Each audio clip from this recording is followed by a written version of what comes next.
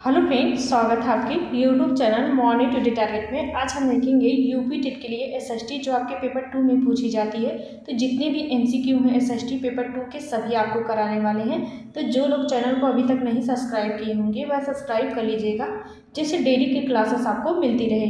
तो चलते हैं क्वेश्चन पे और देखिए अपनी तैयारी को बेहतर तरीके से करिए ताकि आपका यूपी टेट क्लियर हो सके।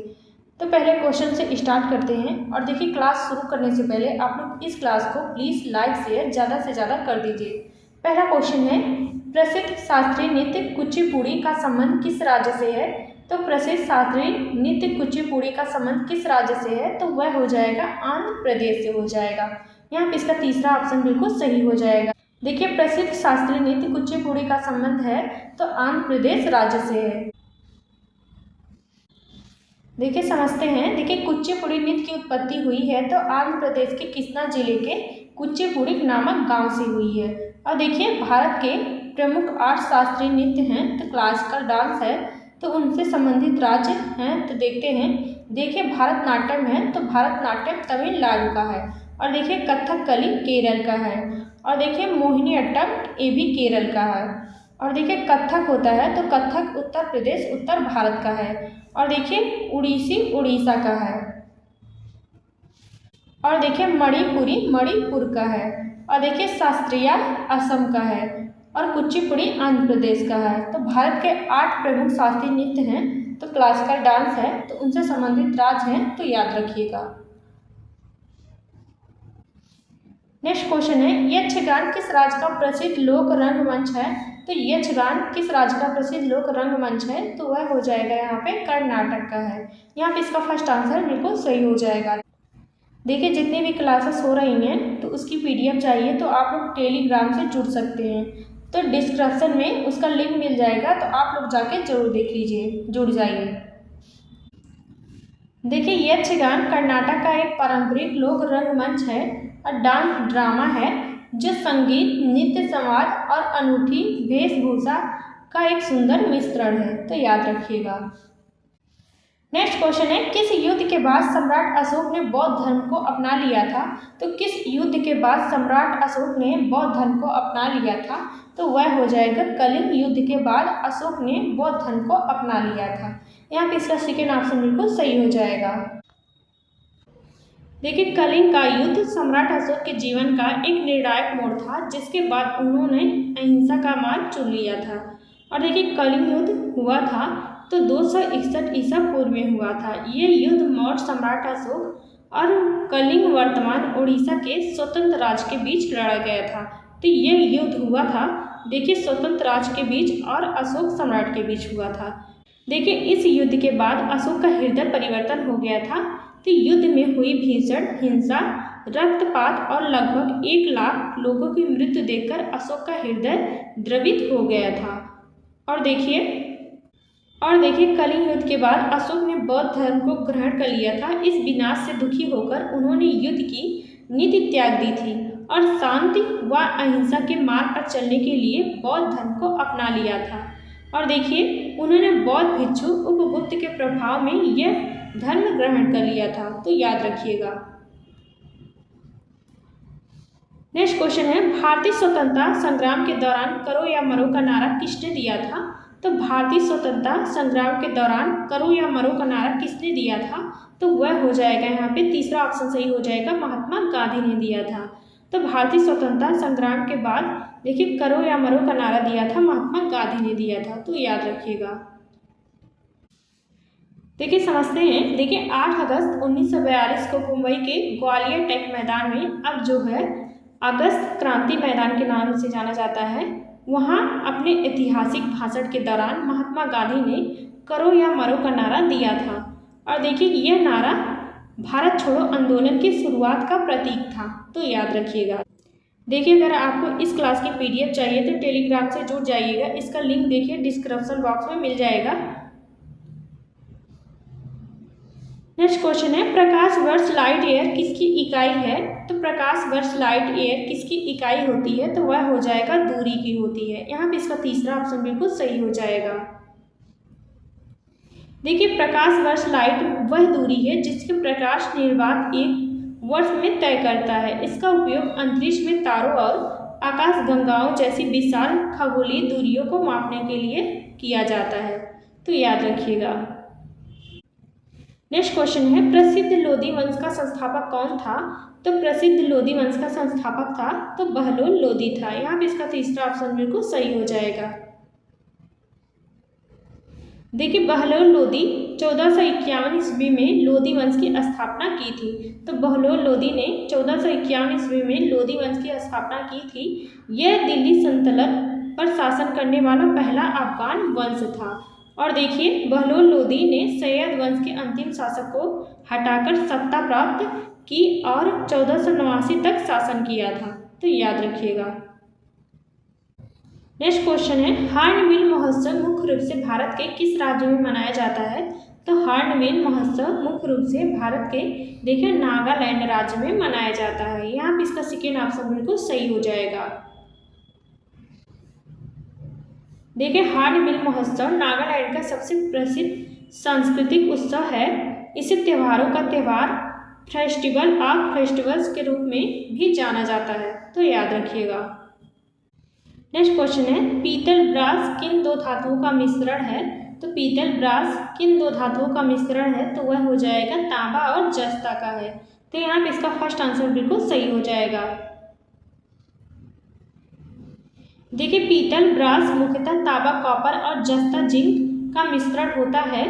यह एक मिश्र धातु है जिसमें आमतौर पर तांबे का अनुपात अधिक और जस्ता का अनुपात कम होता है, तो याद रखिएगा। नेक्स्ट क्वेश्चन है, अकबरनामा की रचना किसने की थी? तो अकबरनामा की रचना की थी तो अबुल फजल ने की थी। तो अकबरनामा की रचना अबुल फजल ने की थी। यहाँ पे इसका तीसरा ऑप्शन बिल्कुल सही हो जाएगा। देखिए, अकबरनामा की रचना मुगल सम्राट अकबर के दरबारी इतिहासकार अबुल फजल ने की थी। यह देखिए, यह ग्रंथ फारसी भाषा में लिखा गया था और इससे अकबर के शासनकाल का विस्तृत आधिकारिक इतिहास मिलता है। और देखिए, अकबरनामा 3 खंडों में विभाजित है, जिसके तीसरे खंड को आईने अकबरी के नाम से भी जाना जाता है, तो याद रखिएगा। नेक्स्ट क्वेश्चन है, वायुमंडल में कौन सी गैस सबसे अधिक मात्रा में पाई जाती है? तो वायुमंडल में कौन सी गैस सबसे अधिक मात्रा में पाई जाती है? तो वह हो जाएगा, यहाँ पे इसका तीसरा ऑप्शन सही हो जाएगा, नाइट्रोजन पाई जाती है। तो वायुमंडल में सबसे अधिक मात्रा में नाइट्रोजन पाई जाती है। देखिए, पृथ्वी के वायुमंडल में नाइट्रोजन गैस मात्रा सबसे अधिक है, जो कुल वायुमंडल का लगभग 78% भाग बनाती है। और देखिए, नाइट्रोजन वायुमंडल में सबसे प्रचुर मात्रा में पाई जाने वाली गैस होती है। यह जीवन के लिए आवश्यक प्रोटीन और अमीनो एसिड का एक महत्वपूर्ण घटक होती है, तो याद रखिएगा। नेक्स्ट क्वेश्चन है, भारतनाट्यम किस राज्य का प्रसिद्ध शास्त्रीय नृत्य है? तो भारतनाट्यम किस राज्य का प्रसिद्ध शास्त्रीय नृत्य है? तो वह हो जाएगा तमिलनाडु का है। यहाँ पे इसका तीसरा ऑप्शन बिल्कुल सही हो जाएगा।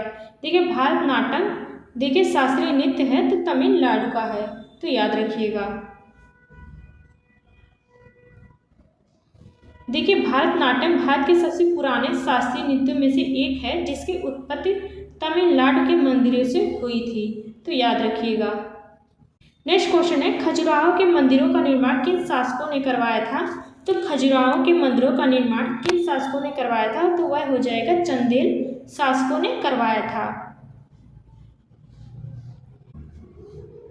देखिए, समझते हैं। देखिए, खजुराहो के मंदिरों का निर्माण कब हुआ था? तो 950 ईस्वी से 1050 ईस्वी के बीच में हुआ था। और देखिए, चंदेल राजाओं द्वारा करवाया गया था, तो इन मंदिरों का निर्माण करवाया गया था।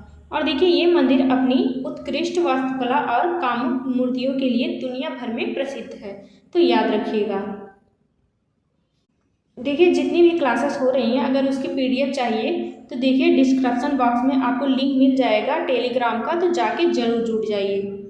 नेक्स्ट क्वेश्चन है, भारत के किस राज्य में ओणम का त्यौहार धूमधाम से मनाया जाता है? तो भारत के किस राज्य में ओणम त्यौहार धूमधाम से मनाया जाता है? तो वह हो जाएगा केरल में मनाया जाता है। यहाँ पे इसका तीसरा ऑप्शन बिल्कुल सही हो जाएगा। देखिए, भारत के केरल राज्य में ओणम का त्यौहार बहुत धूमधाम से मनाया जाता है। यह केरल का सबसे प्रमुख फसल उत्सव है, आधिकारिक त्यौहार है, तो याद रखिएगा। देखिए, ओणम त्यौहार तो यह फसल के दौरान मनाया जाता है। नेक्स्ट क्वेश्चन है, मधुबनी लोक चित्रकला शैली किस राज्य से संबंधित है? तो वह हो जाएगा बिहार से संबंधित है। यहाँ पे इसका तीसरा ऑप्शन बिल्कुल सही हो जाएगा। देखिए, जितने भी क्वेश्चन करवा रहे हैं सभी इंपॉर्टेंट है, तो एक भी क्वेश्चन मिस मत करिएगा, लास्ट तक क्लास में जरूर बने रहिएगा। देखिए, इसके पहले जितनी भी मेरी क्लासेस हो चुकी हैं आपको प्ले लिस्ट में मिल जाएगी, तो उसको जाके जरूर देख लीजिए, चाहे हिंदी हो चाहे SST हो। देखिए, हिंदी की 2 क्लास हुई हैं और SST की कई क्लासेस हो चुकी हैं, तो उसको जाके प्ले लिस्ट में जरूर देख लीजिए। देखिए, मधुबनी चित्रकला जिसे मिथिला पेंटिंग के नाम से भी जाना जाता है, यह मुख्य रूप से बिहार के मधुबनी जिले के आसपास मिथिला क्षेत्र से संबंधित है। और देखिए, यह कला पारंपरिक रूप से महिलाओं द्वारा घरों की दीवारों और आंगन अरिपन पर बनाई जाती है, तो याद रखिएगा, यह काफ़ी ज़्यादा क्वेश्चन पूछा जाता है। नेक्स्ट क्वेश्चन है, सिखों का प्रसिद्ध धार्मिक स्थल स्वर्ण मंदिर कहाँ स्थित है? तो सिखों का प्रसिद्ध धार्मिक स्थल स्वर्ण मंदिर कहाँ स्थित है? तो वह हो जाएगा, इसका डी ऑप्शन सही हो जाएगा, अमृतसर में स्थित है। यहाँ पे इसका डी ऑप्शन बिल्कुल सही हो जाएगा। नेक्स्ट क्वेश्चन है, पोंगल किस राज्य का प्रमुख त्यौहार है? तो पोंगल किस राज्य का प्रमुख त्यौहार है? तो वह हो जाएगा, यहाँ पे इसका राइट आंसर सही हो जाएगा, पहला तमिलनाडु का है। यहाँ पे इसका पहला आंसर सही हो जाएगा। देखिए, पोंगल दक्षिण भारत का विशेषकर तमिलनाडु का एक प्रमुख फसल हार्वेस्ट फेस्टिवल है जो भगवान सूर्य को समर्पित है, तो याद रखिएगा। नेक्स्ट क्वेश्चन है, बिहू किस राज्य का प्रसिद्ध लोक नृत्य है? तो इसका राइट आंसर आप सभी को कमेंट बॉक्स में बताना है, तो आप लोग जरूर बताइएगा। तो देखते हैं कितने लोग इसका राइट आंसर सही बता पाते हैं, तो कमेंट बॉक्स में जरूर बताइएगा। नेक्स्ट क्वेश्चन है, दिलवाड़ा का जैन मंदिर कहाँ स्थित है? तो दिलवाड़ा का जैन मंदिर कहाँ स्थित है? तो वह हो जाएगा, यहाँ पे इसका फर्स्ट आंसर सही हो जाएगा, माउंट आबू राजस्थान में स्थित है दिलवाड़ा का जैन मंदिर, तो याद रखिएगा। देखिए, दिलवाड़ा मंदिर राजस्थान में स्थित है। यह दिलवाड़ा मंदिर अपनी शानदार वास्तुकला और संगमरमर पर की गई बारीक नक्काशी के लिए दुनिया भर में प्रसिद्ध है, तो याद रखिएगा। नेक्स्ट क्वेश्चन है, शास्त्रीय संगीत का जनक किस वेद को माना जाता है? तो शास्त्रीय संगीत का जनक किस वेद को माना जाता है? तो वह हो जाएगा, यहाँ पे इसका राइट आंसर सही हो जाएगा, सेकेंड ऑप्शन सामवेद को माना जाता है। सामवेद के शास्त्रीय संगीत का जनक माना जाता है। देखिए, सामवेद को भारतीय शास्त्रीय संगीत का नृत्य का मूल स्रोत माना जाता है। इसमें ऋग्वेद की ऋचाओं को गाने के लिए संगीतबद्ध किया गया है, तो याद रखिएगा। नेक्स्ट क्वेश्चन है, गरबा नृत्य का संबंध किस राज्य से है? तो गरबा नृत्य किस राज्य से संबंधित है? तो वह हो जाएगा गुजरात से है। यहाँ पे इसका तीसरा ऑप्शन बिल्कुल सही हो जाएगा। देखिए, गरबा गुजरात का एक प्रसिद्ध लोक नृत्य है जो मुख्य रूप से नवरोज नवरात्रि के त्योहारों के दौरान किया जाता है, तो याद रखिएगा। नेक्स्ट क्वेश्चन है, रिकेट्स रोग किस विटामिन की कमी से होता है? तो रिकेट्स रोग किस विटामिन की कमी से होता है? तो वह हो जाएगा, यहाँ पे इसका राइट आंसर सही हो जाएगा, डी ऑप्शन, विटामिन डी के कारण होता है। यहाँ पे इसका डी ऑप्शन बिल्कुल सही हो जाएगा। देखिए, रिकेट्स होता है तो बच्चों में विटामिन डी के कारण होता है। इसमें कैल्शियम और फास्फेट की कमी के कारण हड्डियां कमजोर और नरम हो जाती हैं, जिसे रिकेट्स कहा जाता है, तो याद रखिएगा। देखिए, आज का टॉपिक है संस्कृति और विज्ञान से है, तो जितने भी देखिए टॉपिक हैं सभी से आपको MCQ कराने वाले हैं, तो चैनल को जरूर सब्सक्राइब कर लीजिएगा। और देखिए, मंडे से सोच रहे हैं आपको डेली देखिए जितने भी PY को क्वेश्चन पूछे गए हैं अभी तक SST के, सभी आपको करवा दें। नेक्स्ट क्वेश्चन है, मनुष्य के रक्त का pH मान, pH वैल्यू कितना होता है? तो मनुष्य के रक्त का pH मान, pH वैल्यू कितना होता है? तो वह हो जाएगा 7.4 होता है। यहाँ पे इसका सेकेंड ऑप्शन बिल्कुल सही हो जाएगा। देखिए, मनुष्य के रक्त का समान pH मान होता है 7.4 होता है। ये हल्का क्षारीय होता है और इसका रेंज होता है तो 7.35 से 7.45 के बीच का होता है। और देखिए ये पीएच मान संतुलन शरीर के एंजाइमों के कार्य के लिए बहुत महत्वपूर्ण होता है, तो याद रखिएगा। नेक्स्ट क्वेश्चन है वायु दाब मापने के लिए किस यंत्र का उपयोग किया जाता है? तो वायु दाब मापने के लिए किस यंत्र का उपयोग किया जाता है? तो वह हो जाएगा यहाँ पे इसका सेकेंड ऑप्शन सही हो जाएगा, बैरोमीटर का प्रयोग किया जाता है वायु दाब मापने के लिए। देखिए आप लोगों की लाइक की संख्या बहुत कम रहती है, तो इसलिए आप लोग इस क्लास को ज़्यादा से ज़्यादा लाइक शेयर कर दीजिए। देखिए वायु दाब मापने के लिए बैरोमीटर का उपयोग किया जाता है। और देखिए हाइड्रोमीटर का प्रयोग मापने के लिए किया जाता है, तो द्रव्यों का घनत्व मापने के लिए किया जाता है, तो हाइड्रोमीटर का प्रयोग किया जाता है। देखिए हाइग्रोमीटर का उपयोग किया जाता है, तो वायु की आर्द्रता नमी मापने के लिए हाइग्रोमीटर का उपयोग किया जाता है। और देखिए अमीटर मापने के लिए क्या किया जाता है? तो विद्युत धारा मापने के लिए अमीटर का प्रयोग किया जाता है, तो याद रखिएगा। नेक्स्ट क्वेश्चन है क्षेत्रफल की दृष्टि से उत्तर प्रदेश का भारत में कौन सा स्थान है? तो क्षेत्रफल की दृष्टि से उत्तर प्रदेश का भारत में कौन सा स्थान है? तो वह हो जाएगा यहाँ पे इसका डी ऑप्शन सही हो जाएगा, चौथा हो जाएगा। नेक्स्ट क्वेश्चन है उत्तर प्रदेश दिवस कब मनाया जाता है? तो उत्तर प्रदेश दिवस कब मनाया जाता है? तो वह हो जाएगा 24 जनवरी को मनाया जाता है। यहाँ पे इसका फर्स्ट आंसर बिल्कुल सही हो जाएगा। देखिए यूपी टेट में आपको उत्तर प्रदेश से भी क्वेश्चन पूछे जाएंगे, इसलिए सभी आपको करवा रहे हैं। नेक्स्ट क्वेश्चन है ध्वनि की तीव्रता मापने के लिए किसका प्रयोग किया जाता है? तो डेसिबल का प्रयोग किया जाता है ध्वनि की तीव्रता मापने के लिए। यहाँ पे इसका सेकेंड ऑप्शन बिल्कुल सही हो जाएगा। नेक्स्ट क्वेश्चन है सौर मंडल का सबसे चमकीला ग्रह कौन सा हो जाएगा? तो सौर मंडल का सबसे चमकीला ग्रह होता है तो शुक्र ग्रह होता है, वीनस होता है। यहाँ पे इसका तीसरा ऑप्शन बिल्कुल सही हो जाएगा। देखिए सौर मंडल का सबसे चमकीला ग्रह शुक्र वीनस होता है। यह अपने घने वायुमंडल के कारण सूर्य के प्रकाश का अत्यधिक परावर्तन करता है, जिससे यह पृथ्वी से देखने पर सबसे चमकीला दिखाई देता है। और देखिए इसे भोर का तारा, मॉर्निंग स्टार या सांझ का तारा, इवनिंग स्टार के रूप में भी जाना जाता है, तो याद रखिएगा। नेक्स्ट क्वेश्चन है उत्तर प्रदेश में सर्वाधिक जनसंख्या वाला जिला कौन सा हो जाएगा? तो उत्तर प्रदेश में सर्वाधिक जनसंख्या वाला जिला हो जाएगा तो प्रयागराज हो जाएगा। यहाँ भी इसका तीसरा ऑप्शन बिल्कुल सही हो जाएगा। नेक्स्ट क्वेश्चन है पेंसिल की लीड बनाने के लिए किसका उपयोग किया जाता है? तो पेंसिल की लीड बनाने के लिए किसका प्रयोग किया जाता है? तो वह हो जाएगा ग्रेफाइट का। यहाँ पे इसका सेकेंड ऑप्शन बिल्कुल सही हो जाएगा। देखिए पेंसिल की लीड बनाने के लिए ग्रेफाइट का उपयोग किया जाता है। ग्रेफाइट यह कार्बन का एक अपरूप होता है जो नरम और चिकना होता है, जिससे यह कागज पर लिखने के योग्य बनता है। और देखिए इसका मिश्रण होता है, तो पेंसिल की लीड मुख्य रूप से ग्रेफाइट और चिकनी मिट्टी के मिश्रण से बनाई जाती है, तो याद रखिएगा। नेक्स्ट क्वेश्चन है अजंता की गुफाएं महाराष्ट्र के किस धर्म से चित्रों के लिए प्रसिद्ध हैं? तो अजंता की गुफाएं महाराष्ट्र के किस धर्म से संबंधित चित्रों के लिए प्रसिद्ध हैं? तो वह हो जाएगा बौद्ध धर्म के। यहाँ भी इसका सेकेंड ऑप्शन बिल्कुल सही हो जाएगा।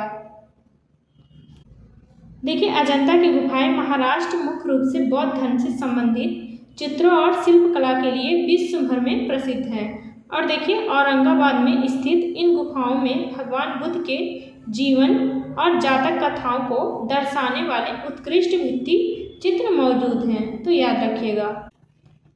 नेक्स्ट क्वेश्चन है भारत में सिविल सेवा सर्विस का जनक किसे माना जाता है? तो वह हो जाएगा, यहाँ पे इसका सेकेंड ऑप्शन सही हो जाएगा, लॉर्ड कॉर्नवालिस को माना जाता है। भारत में सिविल सेवा सर्विस का जनक माना जाता है। देखिए भारत में सिविल सेवा का जनक लॉर्ड कॉर्नवालिस को माना जाता है।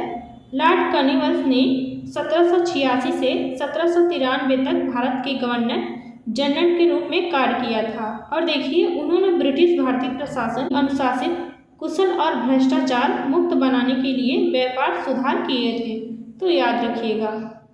तो आज के लिए बस इतना ही, मिलते हैं नेक्स्ट क्लास में। और जितनी भी मेरी एसएसटी क्लासेस हो चुकी हैं तो उसको जाके जरूर देख लीजिए। और देखिए जितनी भी अगर क्लास हो चुकी है उसकी PDF चाहिए तो देखिए आप लोग टेलीग्राम से जुड़ सकते हैं। तो मिलते हैं नेक्स्ट क्लास में और कमेंट करके ज़रूर बताइएगा आपको क्लास कैसी लगी।